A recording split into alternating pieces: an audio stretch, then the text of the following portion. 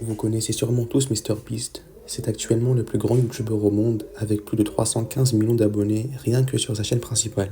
Si on regroupe toutes ces chaînes YouTube, MrBeast, que je vais appeler Jimmy, compte plus de 460 millions d'abonnés. On parle ici d'une domination que l'on n'a jamais vue. Étant donné la vitesse à laquelle sa chaîne grandit, honnêtement, je ne vois personne le détrôner sur ces 10 années à venir. C'est pour vous faire comprendre le niveau. Son succès vient principalement de vidéos dans lesquelles il propose des défis à ses abonnés en échange d'énormes sommes d'argent. Mais ce n'est pas tout, car Jimmy est, ou devrais-je dire était, l'une des célébrités les plus appréciées au monde, notamment pour ses nombreuses actions caritatives. Parmi celles-ci, on retrouve des dons de nourriture, la construction de puits en Afrique, le financement d'opérations afin de permettre aux gens de regagner la vue. As it sounds, I like helping people because it just makes me happy. I like seeing their faces light up. I like seeing how excited they get. Nothing is more entertaining than just seeing someone just go from like having a rough day to just going like, what? Genuinely, from the bottom of my heart, thank you. Thank you. It's just what I love. It literally is what makes me happy. Ces actions seront néanmoins critiquées car Jimmy monétise en effet ses vidéos, ce qui a été considéré par beaucoup de personnes comme étant hypocrite. Getting off of gas and stuff like Right. that. But yeah. So you don't go crazy at all with cash? No. You don't? I really try not to. I think that's like just a bad way to go about life. Also, it is a little hypocritical because I run a nonprofit, and you know we. Have you seen our Beast Philanthropy channel? No. Can you pull that up as well? We do a lot of stuff for helping people, and so also if I lived in a $10 million mansion, while I'm feeding people and trying to help people, also in my eyes, it's also a little hypocritical as well. So. Mais ces critiques n'étaient que les prémices de ce qui allait suivre pour Jimmy. On va commencer par sa controverse la plus populaire, le cas Chris. On est actuellement au début de l'année 2023. Chris est l'un des meilleurs amis de MrBeast, et ce depuis leur enfance. Ce dernier était très apprécié au sein de la communauté de Jimmy, comme tous ses amis d'ailleurs. Chris était connu pour être un homme de famille chrétien. Par la suite, sa transition de genre va causer de nombreuses critiques, non seulement des abonnés, mais également de certains proches, l'accusant d'avoir soi-disant abandonné sa femme et son enfant. Par la suite, Jimmy va assez rapidement prendre la parole pour défendre son ami. D'anciens tweets de Chris, datant de 2017 à 2018, vont refaire surface. Dans ces tweets, on découvre que Chris était en lien avec une personne nommée Shadman, connue pour faire des dessins d'enfants dénudés. On va même découvrir dans une des vidéos de Jimmy un tableau de Shadman accroché sur un mur. Donc on parle ici d'un tableau avec un enfant dénudé. Et même si la plupart de ses posts ont presque 8 ans, Chris était tout de même un adulte de 21 ans à cette époque. On va ensuite découvrir, toujours sur Twitter ou X, que Chris a eu une relation avec un enfant de 13 ans et que leurs communications ont duré pendant plusieurs années. Donc là, on parle d'un homme de 21 ans qui discute de manière indiscrète avec un enfant de 13 ans. Car malheureusement, ce ne sont pas des discussions sur des jeux vidéo qu'ils avaient. Et les deux vont même jusqu'à se rencontrer en personne lorsque l'adolescent avait 16 ans. Ce dernier, nommé Lava, va plus tard préciser qu'il ne s'est rien passé avec Chris et que lorsqu'il l'a rencontré, il n'était pas seul, mais qu'il était accompagné de sa famille et également en présence de l'équipe de MrBeast. Donc ce jeune va commencer à défendre Chris de manière très surprenante, suscitant ainsi de nombreuses critiques. Des rumeurs commencent alors à circuler, mettant en avant le fait que MrBeast payerait ce jeune homme pour ne rien dire et qu'il savait très bien ce que son ami faisait, mais qu'il prétendait ne rien savoir. Quelques semaines plus tard, alors que l'histoire prend de l'ampleur, Chris décide de démissionner de chez Jimmy pour, je cite, prendre soin de ses enfants et de sa santé mentale. Ces excuses nous laissent croire que Chris avoue avoir fait tout cela, car sinon, pourquoi est-ce qu'elle ferait le choix de démissionner? Donc plus tard, dans la même journée, Jimmy publie le tweet suivant. Ici, on comprend que MrBeast a licencié Chris et qu'il n'a pas démissionné d'elle-même. Suite à cette prise de parole, Lava, donc l'adolescent qui a été en relation avec Chris, s'exprime et remercie Jimmy de prendre ce cas au sérieux, mais dénie tout de même le fait que ces accusations seraient vraies. Dans un autre tweet, Lava va dire « C'était il y a 5 ou 6 ans et je pensais avoir un bon souvenir de la situation, mais je me trompais. Après avoir lu les discussions, tout ça est inapproprié. Il va également ajouter: ces discussions ne devraient pas avoir lieu avec des personnes ayant l'âge que j'avais au moment des faits. Ce changement d'avis inattendu est très surprenant et nous laisse questionner tous les faits depuis le début. Est-ce que Lava a été payé par l'équipe de MrBeast pour défendre Chris? Est-ce qu'il ne se souvenait pas clairement des faits? Bon, cela me paraît quand même assez surprenant qu'il ait oublié une part des faits, car lorsqu'il défendait Chris, il le faisait de manière très sereine et semblait même se rappeler de nombreux détails. Qu'est-ce que vous en pensez, vous? Est-ce que la mémoire de Lava s'est soudainement actualisée ou resterait-il encore des choses que l'on ne sait pas? Alors, on a également découvert que de nombreuses vidéos de Jimmy étaient fake, que ce soit car il ne respectait pas le défi, comme dans cette vidéo, où il dormait en fait dans un hôtel, ou encore le fait que de nombreux participants de ces vidéos soient des employés ou fassent partie de ses proches.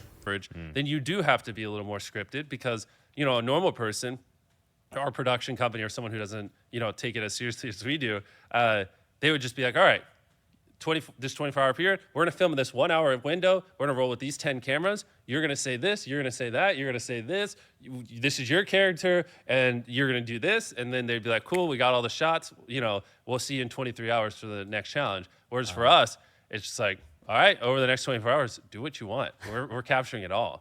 Bon, ça, c'est un mensonge. Mais ce n'est pas ce qui est le plus choquant. Sauf si toi qui m'écoutes as entre 9 et 13 ans, alors tu es probablement aussi choqué d'apprendre que ces vidéos sont fake que le jour où on a annoncé le confinement. Mais pour tous les autres, on s'en doutait quand même fortement que ces vidéos étaient fake. Pourquoi est-ce qu'il se contraindrait de filmer pendant des semaines et de dépenser tout cet argent lorsqu'il peut faire du fake, filmer moins, gagner du temps et de l'argent? Bon, ça, ce n'est pas le plus choquant. Mais ce qui est plus sérieux là-dedans, ce sont les conditions de vie des participants. En effet, de nombreux participants se sont plaints des conditions dans lesquelles ils vivaient lorsqu'ils participaient à des vidéos de MrBeast. Mais ce qui a réellement suscité l'attention du grand public, c'est ce témoignage de Jake, un ancien employé de Jimmy. Et croyez-moi, ce n'est pas le seul ancien employé à le critiquer. Donc ici, Jake nous fait comprendre qu'il s'est presque fait torturer dans ce qui était censé être un simple défi. Encore une fois, on s'éloigne de l'image d'homme parfait aux intentions parfaites qu'essaie de renvoyer MrBeast. Seulement, ça ne s'arrête pas là, car ces conditions engendrent bien entendu des traumatismes que doivent subir les participants pendant des semaines, voire même des mois après la vidéo. Hope you're doing well, man. That video you uploaded is money. So good. I appreciate.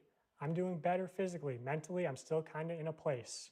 I still can't sleep. I've slept 5 hours in the past 3 days, marathon included. I don't know what's wrong with me. Lots of thinking too much, one might say. Hope they're taking care of you where they can.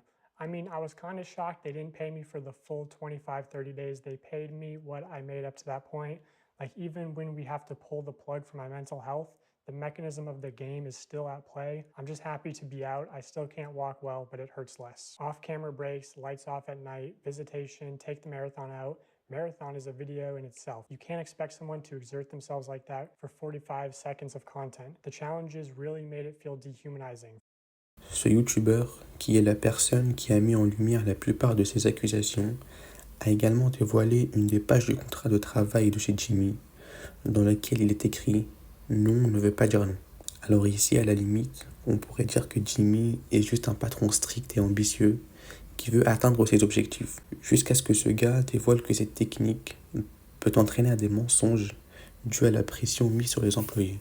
Et bien sûr, le fait que les participants se sentent menacés, qu'ils soient presque harcelés et qu'ils souffrent de traumatisme à la suite des vidéos de Jimmy, ou encore le fait que ces employés aient des règles de travail douteuses qui les obligent à faire certaines choses comme mentir pour lui faire plaisir par exemple, ne suffit pas. Il faut bien sûr que Jimmy emploie des criminels dans ses vidéos, et pas n'importe quelle sorte de criminels, mais bien des adultes qui sont des délinquants. La question qu'on se pose ici, c'est pourquoi est-ce que Jimmy a autant de personnes comme ça autour de lui?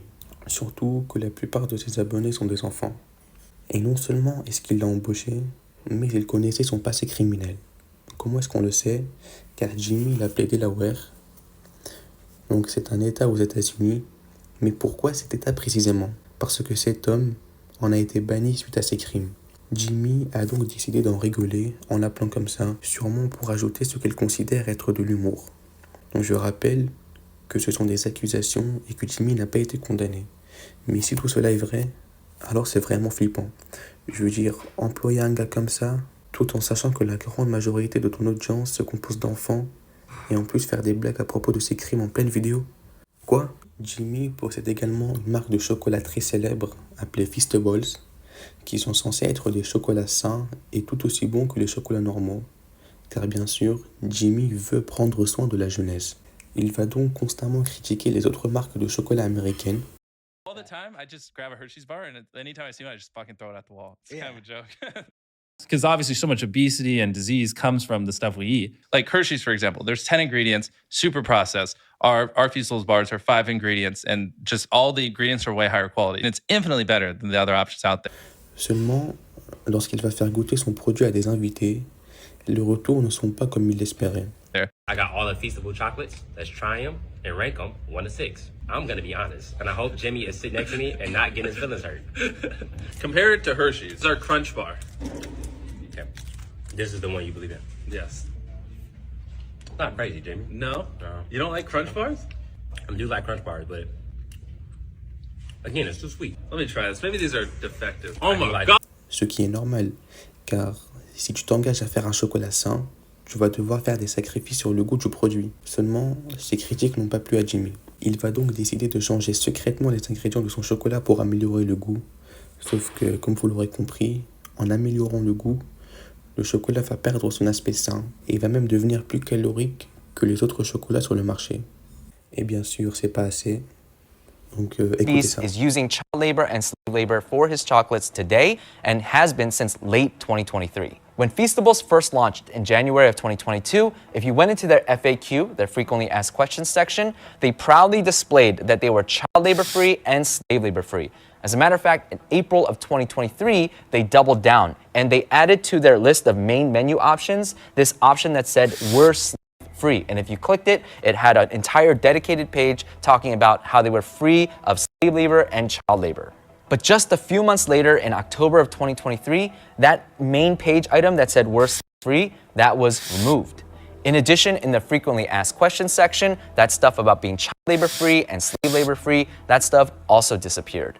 Later in May of 2024, and even to this day, there's no mention whatsoever at all about any kind of ethical sourcing of ingredients. If you're thinking, oh, it's a mistake, or maybe they forgot, I think the chances of this being true are...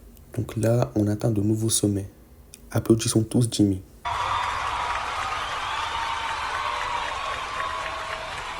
Bon, alors pour devenir aussi riche que ces personnes qui sont milliardaires, il faut faire certaines choses pour augmenter sa fortune personnelle. Il est en effet impossible de devenir aussi riche tout en respectant toutes les règles. Mais de là à faire travailler des enfants, dans le cas de Jimmy, c'est d'autant plus hypocrite vu l'image qu'il essaie de véhiculer. Je vous rappelle que Jimmy a dit qu'il ne répondrait qu'une fois les accusations terminées pour faire une seule réponse. Je suis curieux d'entendre sa justification pour toutes ces actions parce que là, ça va pas être facile. Tout ça nous permet de voir que la plupart des personnes sur Internet sont bien loin de l'image qu'ils véhiculent et qu'il ne faut pas toujours les croire aux mots. Car je rappelle que ce ne sont pas des anges et qu'ils ne disent que ce qui les arrange. Ouais, petite rime. Donc c'est la fin de la vidéo, j'espère que vous l'avez apprécié. Dites-moi dans les commentaires ce que vous en avez pensé. Et merci à tous d'avoir regardé la vidéo et à la prochaine.